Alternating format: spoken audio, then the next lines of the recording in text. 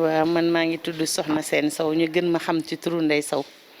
waaw man maay présidente coopérative bu Médina Sabax. réunion bi moom am na solo trop parce que ñu ngi doon jaaxle nawet bi di jubi si te mënuñoo joxe jiwu xam nga jiw moom balaañ ko joxe il faut buur jox ñu ordre te ndigal loolu tey am nañu ko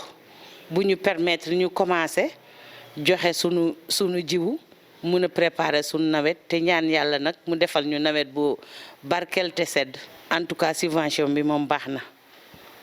na parce que ku ne xam na ne ren moom xamoon nañ ne gerte du yomb ndax ni campagne commercialisation bi demee woon daanaka baykat yëpp seen gerte ci chinois yi la dem ak prix boo xam ne prix bu kawe la xam naa état da cee dugal ndimbal ak yërmande rek moo tax mu ñëw ci prix yi waaye vraiment prix yim ñu joxe gerte gi moom abordable na fi mu ne kañ engrais bi ak yeneen variétés yi pour le moment gerte moo ñëwagum ak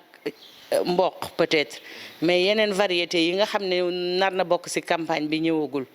ak engrais bi surtout engrais bi nag engrais bi moom la béykat yi gën a yàkkamti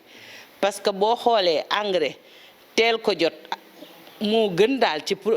moo gën a indi mooy gën a ëpp productivité parce que boo jiyee sa toolu gerte rek topp ca engrais vraiment loolu bon la bu baax dina la permettre nga am rendement bi nga bëgg par rapport nga ji toog ab diir di xaar loolu daal gënul.